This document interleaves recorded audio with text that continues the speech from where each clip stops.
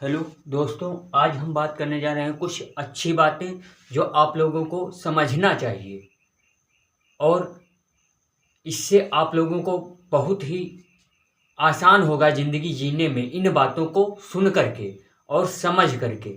यदि इनको अपने जीवन में उतार लिया समझ करके, तो आप लोगों को जीवन में बहुत ही आगे आने वाली कठिनाइयों को सामना कर पाओगे। आइए देखते हैं कि क्या बातें हैं इन लाइनों में। कहते हैं कि अहंकार में तीन गए, अहंकार में तीन गए, धन, वैभव और वंश। जिनको अहंकार है वो सुन ले कि हमारे पास इतना है उतना है, ऐसा है वैसा है। ऐसा कुछ नहीं। अहंकार में तीन गए, धन, वैभव और वंश। और ना मानो, यकीन ना हो तो ना मानो तो देख लो, रावण, कौरव और कंस, इन तीनों के पास बहुत ही अहंकार था कि हमसे बड़ा कोई है ही नहीं। ना रावण के पास अहंकार की कमी थी, ना कौरवों के पास की अहंकार की कमी थी, ना कंस के पास कमी थी। अहंकार में तीन गए, धन भी गया, वैभव भी गया और वंश भी गया। अहंकार में तीन गए, धन, वैभव और वंश। ना मानो तो देख लो, रावण, रावण को देख लो, कौरव को देख लो और कंस को देख लो। ये तीनों के वंश और धन और वैभव पूरा समाप्त ही हो गया। इसलिए अपने जीवन में कभी अहंकार मत करना, ठीक।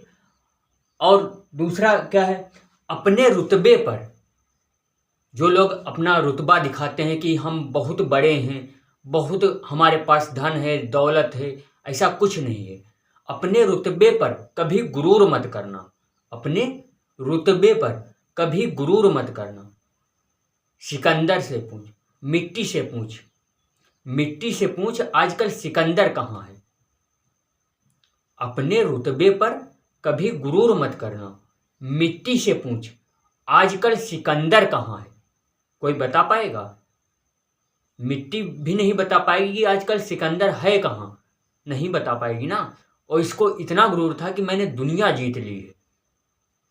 फिर भी इसने एक अच्छाई की कि ये जब मरा है तो दुनिया को दिखा करके गया है कि देखो हम कुछ नहीं लिए जा रहे हैं। जबकि मेरी लालसा थी कि दुनिया जीतेंगे और जीत लिया था लगभग। इस तरीके से आजकल मिट्टी को भी नहीं पता कि सिकंदर कहाँ है। तो अपने रुतबे पर कभी गुरूर मत करना। और सामर्थ्य भी पराजित होता है। कहते हैं कि सामर्थ्य भी पराजित होता है यदि उसका आधार अधर्म है। कहते हैं कि सामर्थ्य भी पराजित होता है, यानी बल भी, जितना भी बल हो, सामर्थ्य भी पराजित होता है यदि उसका आधार अधर्म है। जानते हो, अधर्म, अधर्म के रास्ते पर हो, फिर भी तुम्हारे पास चाहे जितना बल हो, चाहे जितना बल हो, लेकिन वो भी पराजित होता है। किस लिए? सामर्थ्य भी पराजित होता है यदि उसका आधार अधर्म है। यकीन ना हो तो देख लो, द्रोणाचार्य, कर्ण और भीष्म को, इन तीनों के पास इतना बल था, इतना सामर्थ्य था कि कुछ कहने को नहीं।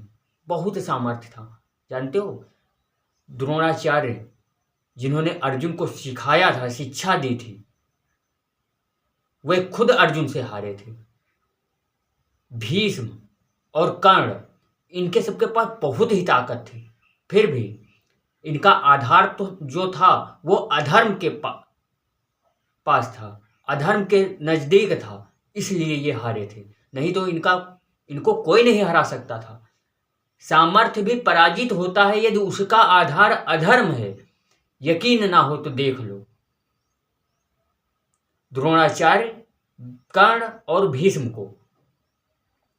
और तीसरा है, अपने पाप के फल से। जो लोग कहते हैं कि हम पाप करेंगे, गंगा नहा आएंगे और हमारे पाप धुल जाएंगे, ऐसा कुछ नहीं। अपने पाप से स्वयं गंगा पुत्र भीष्म नहीं बच पाए, यानी अपने पाप से स्वयं गंगा पुत्र भीष्म नहीं बच पाए।